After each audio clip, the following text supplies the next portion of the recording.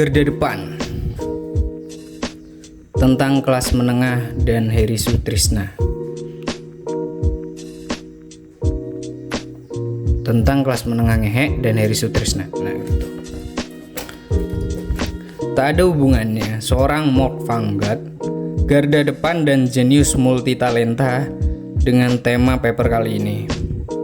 Namun adalah sayang sekali bagi kami untuk tidak berbagi sedikit pemikiran beliau tentang kelas menengah, tentang Bandung hari ini, dan tentang geliat bertahan hidup di tengah gempuran modernisasi segala lini. Tempo hari, kami menyambangi kediamannya bertukar kepul, asap, dan martabak. Sebelum terbakar dan menjadi asap, ujung rokok putih itu sengaja dilintingnya, mengerucut seperti ujung sebuah pensil. Lantas, 2 cangkir kopi tergeletak di atas meja kecil di halaman rumah. Setelah sempat mondar-mandir sibuk cekatan, ada juga sepiring martabak, abu rokok, dan sang waktu yang memang berlalu cepat ketika perbincangan semakin larut. Pekat asap tembakau yang terhembus.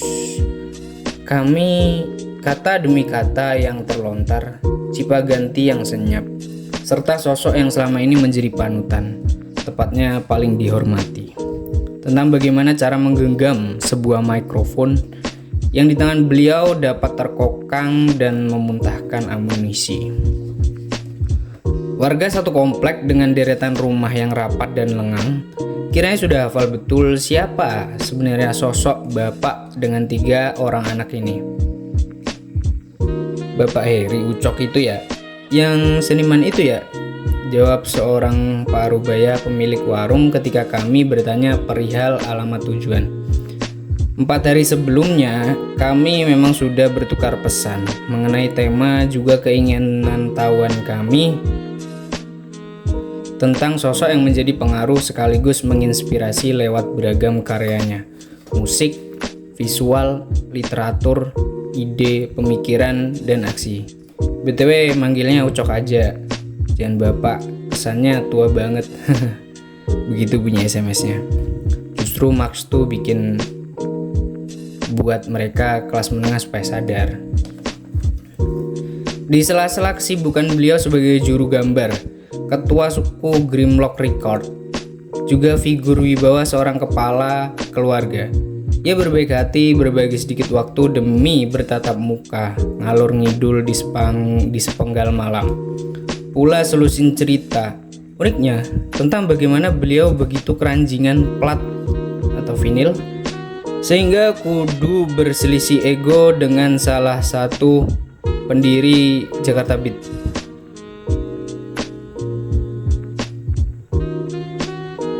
Bahkan ketika beliau hanya menyisakan 20.000 perak untuk kemudian meneguhkan hati beranjak ke bilangan Setiabudi bawah. Toko vinil baru itu demi sebuah pop jadul Polandia. Pukul 9 malam, keramaian sedang menepi di Simpang Dago. Atau seperti biasa, gazebo. Namun teras rumah beliau menawarkan sesuatu yang jauh lebih bernilai ketimbang keriuh redahan pesta yang engkau sambangi di pojok-pojok Praga atau Sukajadi. Ada dialektika di teras rumah, ada eksistensialisme di pekarangan bawah pohon jambu, ada Nietzsche, ada Karl Marx, ada kelas menengah, sampai revolusi borjuis di sana. Beliau menghadirkan sekaligus kesemuanya. Lewat gaya bertuturnya yang elegan, terarah, panjang, dan rasional, tidak mistik seperti Ahmad Dhani yang disinggungnya karena perkara jargon mistis semacam bangkitkan nasionalisme yang membuat kami terpinggal. Dalam perjalanan ke TKP, imaji kami tentang beliau yang otomatis terbangun lewat Homicide, 13, Lisa Belum Tidur, atau Gutterspeed.com membawa kami pada kesimpulan bahwa sosok yang akan kami temui begitu berbahaya, dalam tanda kutip, karena berkesenian maupun urusan politik. Kami hendak bertemu idola, ia seniman, ia politis, ia jenius, ada garis demarkasi Sudah tentu ia pun mewujud etika dan formalitas. Tetapi semua runtuh ketika sosok agak gundul itu menyapa dalam remang pekarangan. Kemudian bertanya, "Naon sembari melengok kresek berisikan martabak. Suasana cair. Ketika beliau bukan kami malahan yang bertanya lebih dulu, curi start. Jadi gimana? Dengan nada yang hangat, ia membuka konversasi. Dan dengan gelagat seperti ini, kami tak perlu susah payah mengutarakan ide mula-mula tentang eksistensi kelas menengah. Ada atau tidaknya mereka, lantas melebar tentang pola konsumsi, budaya, tabiat atau karakter, hingga kesadaran sebuah kelas itu sendiri. Jika pertanyaannya semudah ada atau tidak, maka jawabannya ada, sahut beliau. Ketika kami bertanya perihal eksistensi kelas menengah, adalah Marx yang pertama kali mempopulerkan istilah ini. Ia bukan kelas pekerja, proletariat, bukan juga kelas pemodal atau kapitalis, tambahnya. Kelas menengah sendiri mengemuka sejak perannya digadang-gadang sebagai biang revolusi Prancis 1789. Setidaknya, mereka merupakan motor penggerak massa untuk turun ke jalan demi mengagungkan apa yang namanya perubahan. Dari Bolshevik hingga kemerdekaan Indonesia 1945. Sampai memerdekakan, sekali lagi, dirinya di 1998. Lewat reformasi, Lenin itu kelas menengah, Soekarno, Che Guevara, tandasnya. Lihat aja Tan Malaka, bisa jalan-jalan, bisa bohemian, yang meneruskan. Makanya dia, Tan Malaka, nulis buku judulnya Aksi Massa. Maka seperti apa yang beliau sampaikan, di mana massa dapat membekali dirinya dengan energi untuk turun ke jalan berkat peran propagandis si kelas menengah. Tunggu, kelas menengah macam apa? Yang sadar akan posisi kelasnya dan tahu harus memihak pada siapa, yaitu rakyat bawah tentunya. Begitu kira-kira paparan beliau kemudian. Tak hanya posisi kelas, beliau sempat bercerita ihwal karya-karya Marx yang tak satu pun ditujukan teruntuk kaum buruh. Buruh nggak punya waktu untuk baca begituan. Waktu mereka untuk kerja sejumlah 10-12 jam, sisanya istirahat buat kerja lagi besok. Ia pun melanjutkan, justru Marx tuh bikin buat mereka kelas menengah supaya sadar. Dari sini sempat terbesit akan frase-frase kesadaran kelas yang memang banyak ditemui dari karya-karya Marx, Engels, George Lukács, atau teori kiri lainnya. Adalah kesadaran yang darinya pengaruh si kelas menengah dapat membangkitkan kesadaran kelas di bawahnya untuk merebut hak hidup mereka dari para pemodal lewat topeng lapangan kerja. Hanya saja, kelas menengah Indonesia hari ini tengah mabuk konsumsi budaya kaget.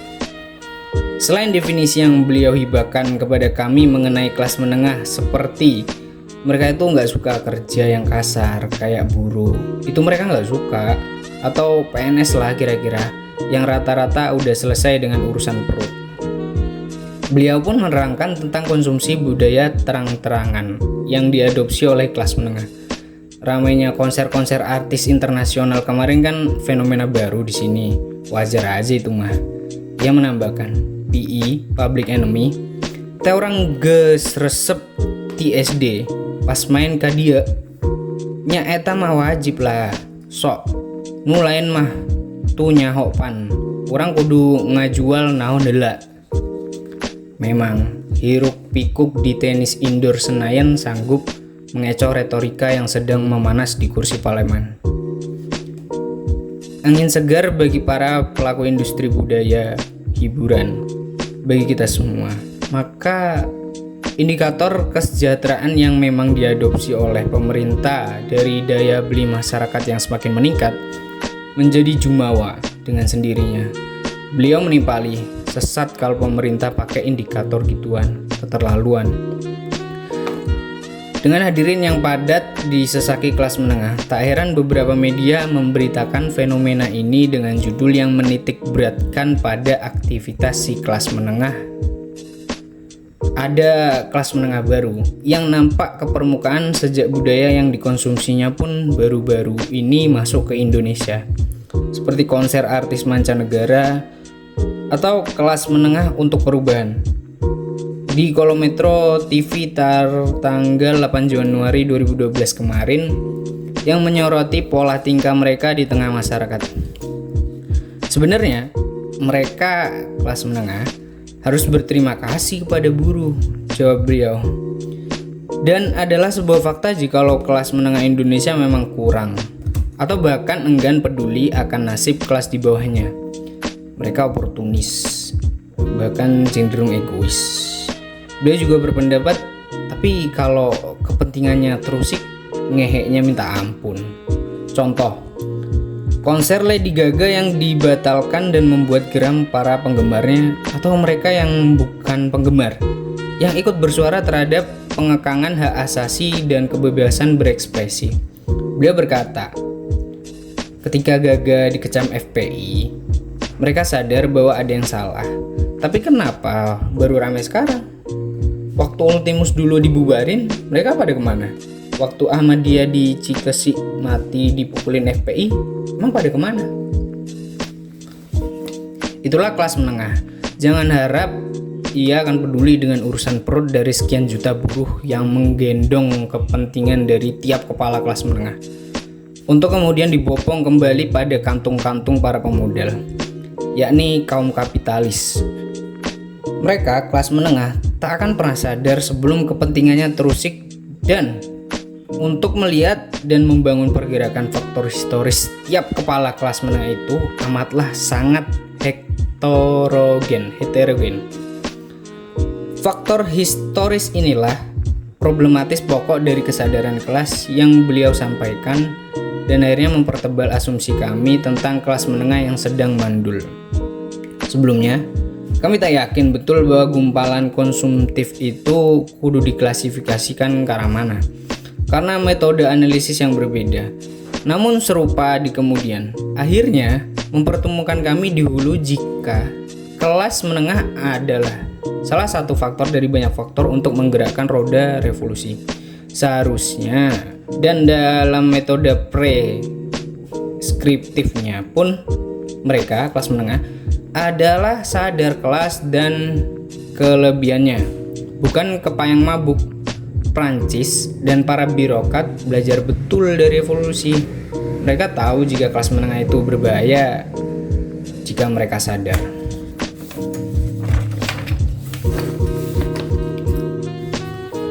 Namun bukan berarti kelas buruh itu selalu tiarap. Beliau membeberkan, contohnya Wiji Tukul. Lihat karya-karyanya, nulis puisi atau sajak. Padahal dia kan buruh juga, atau Khairil Anwar yang gak mau disebut kelas menengah. Mereka adalah contoh kecil dari peran kelas menengah yang karya kerjanya memihak pada rakyat. Ada yang disebut bunuh diri kelas. Artinya mereka udah sadar harus mihak ke siapa. Mereka ini nantinya militan, kayak Tan Malaka. Sambungnya, terkadang kita pun tak dapat menutupi fakta. Mereka yang bergulat dengan dunia teknologi, mereka yang mendaku sastra, literatur, dan musik, atau katakanlah melek pengetahuan, adalah mereka yang rata-rata datang dari kubu kelas menengah. Ayeuna sok, leuwih bahaya mana anak pang nu di jalanan atau anak pang nu teu jiga pang?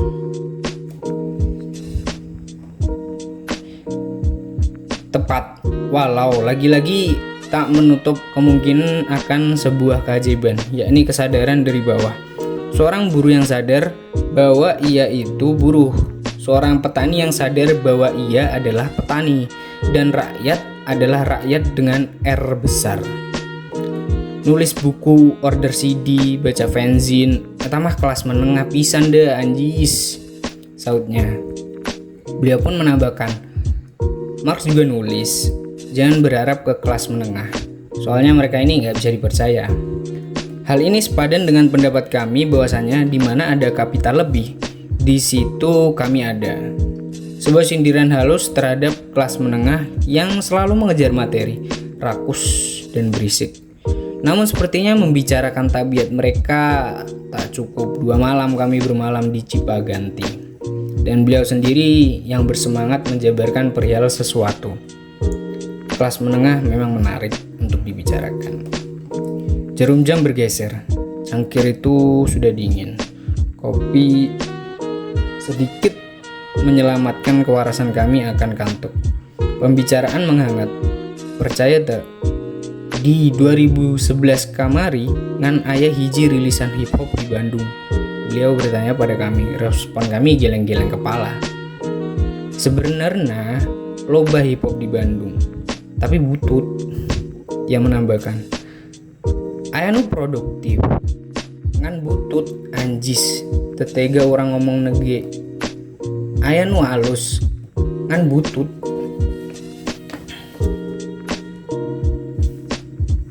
Aya nu halus ngan eta hese pisan anjis teh. Seolah ku orang diizinkan sampling nah angger we hese. Bisa ditebak dengan tutur dan gestur yang demikian, beliau agak frustasi dengan scene hari ini yang kurang jelas akan mengarah kemana. Sampai-sampai beliau sempat berkata, barudak ayana teh ngadengana naon sih? Dengan paras kebingungan. Kami juga bingung. Zaman urang baheula ngajian album teh sakral pisan. Beliau menggambarkan bagaimana era berganti seiring kemajuan dan kemudahan teknologi.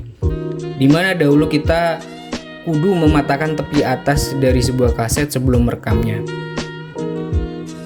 Yang dimana pula kita kudu susah payah berburu karya musik yang amat jarang dikonsumsi awam pada umumnya. Lantas, hari ini aktivitas-aktivitas tersebut berubah, terkikis dan berlalu tinggal hanya aktivitas seper detik berbunyi klik. Bala teh gawean orang ngan ngerekam jeung ngerekam weh. Dari tape deck ke tape deck, beliau tuturkan tentang hasrat yang tak akan pernah mati, tentang passion yang satu paket dengan nyawa, yang akan selalu memproduksi keajaiban-keajaiban di tiap harinya, terutama si lepe. Orang beki hip hop oge gara-gara si eta koleksina loba. Cok, minta referensi, bawa harddisk colok tah. Dan ini yang membuat kami terpingkal, tak cukup flash disk 8 GB. Beliau memerintahkan mereka yang memohon referensi untuk tidak tanggung-tanggung, tidak setengah-setengah, jika memang ingin berkarya. Dan beliau membukakan pintu CPU-nya bagi mereka.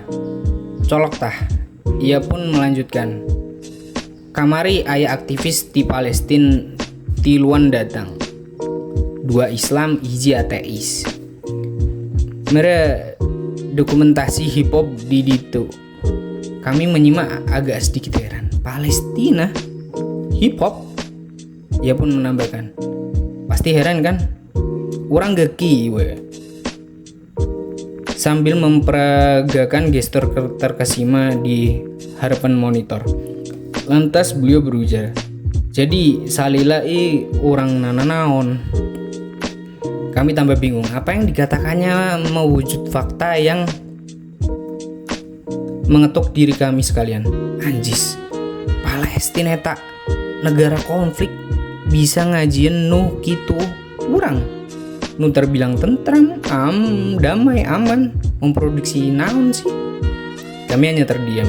Bila seorang MC yang karya-karyanya paripurna begini sudah merapal sedemikian rupa tentang urusan memproduksi karya, kami yang tidak memproduksi apapun patut malu dan kiranya lebih pantas diam, menunggu wacana selanjutnya bergilir dibicarakan. Dalam hati, distro yang sedang menggali kuburnya sendiri. Bandung sudah mati jauh hari sebelum ia ditetapkan sebagai percontohan kota kreatif se-Asia Pasifik. Kami bereforia di kubangan yang sama. Seakan regenerasi menemui jalan pejal. Seakan janin-janin kreatif di Bandung berguguran sebelum terlahir ke dunia. Malahan, sengaja diaborsi lewat beragam kebijakan pemerintah kota. Contoh kecilnya, seenggok ruang pertunjukan, ruang berkreatif, ruang publik yang semakin teramputasi kebijakan pemerintah kota atas dalil pembangunan dan kemajuan ekonomi. Lantas, dari mana sebutan kota kreatif itu datang?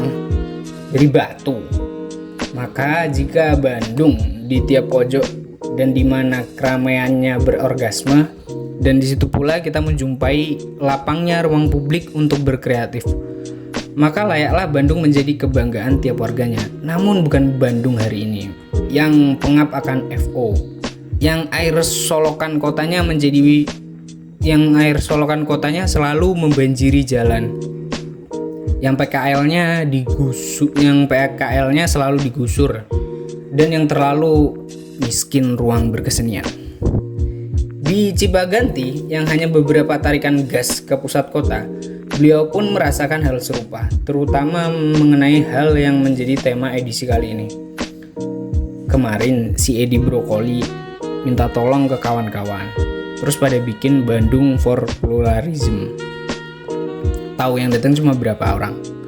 Gak ada 20-an. Sedangkan yang kami tahu aktivitas retweet begitu gencar di hari-hari sebelumnya.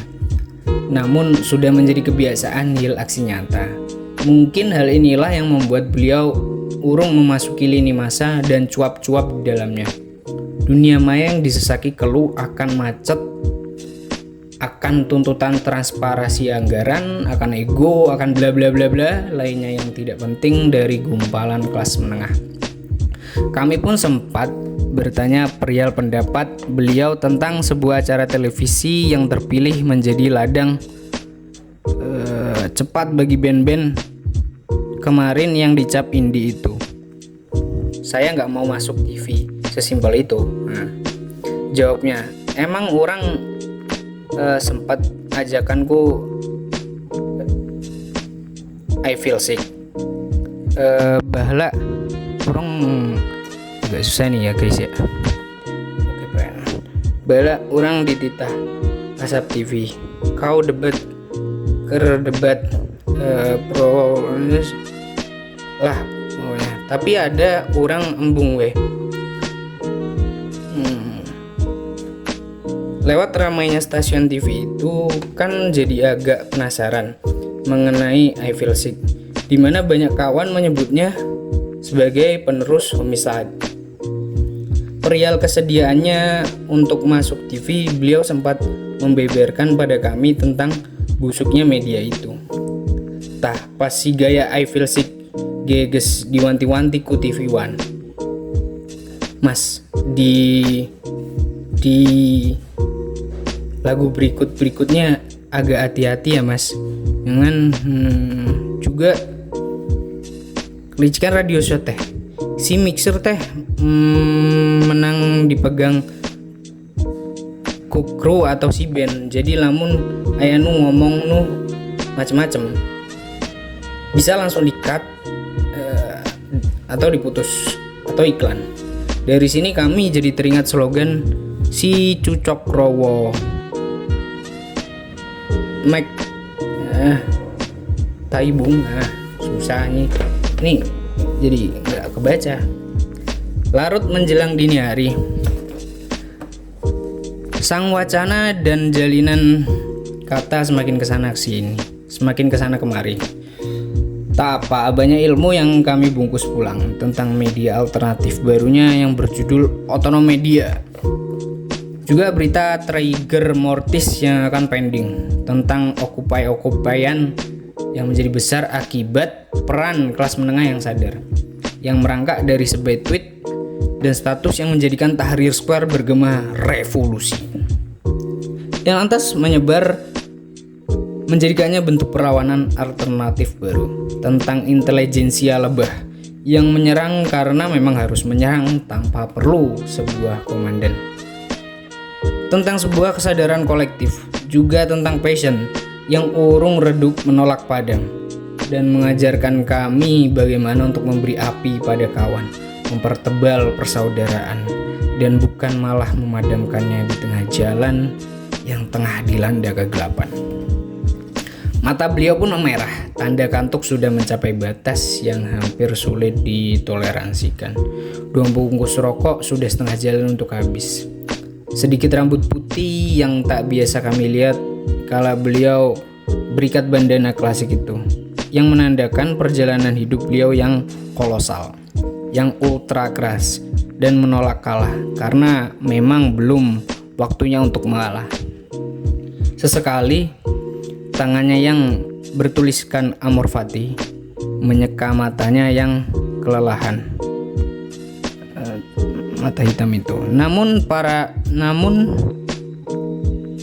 paras wajah masih di luar nubuat nujum dan serapah dalam lirik-liriknya, dan keras lelah sebagai isyarat kantuk pukul 0.30, dan keterlaluan jika kami emoh beranjak dari teras rumah sang MC hanya demi obrolan absurd dan rasa penasaran kami yang kurang ajar. Bandung, Juli 2012. Hampura PS Hampura butuhkan naon ucok itulah pokoknya ya. Piramida kapitalisme. Piramida kapitalisme. Kita, mereka, orang tuamu, pacarmu, musuhmu adalah jongos-jongos mata. Hari ini kita bekerja hanya untuk membopong kepentingan kapital majikan. Kita bersekolah agar kelak dapat bekerja untuk menjadi kaki-kaki industri. Kita menganggur karena kita sedang menjadi stok pekerja murah yang mau tidak mau suatu saat akan dibeli dengan upah murah karena keterpaksaan. Layaknya keterpaksaan itu sendiri sebagai buah dari iklim kapitalisme, serupa kepasrahan, bak produk unggul kapitalisme. Rebut kembali hidupmu. Bandung Zinfest. Rilis. Oke.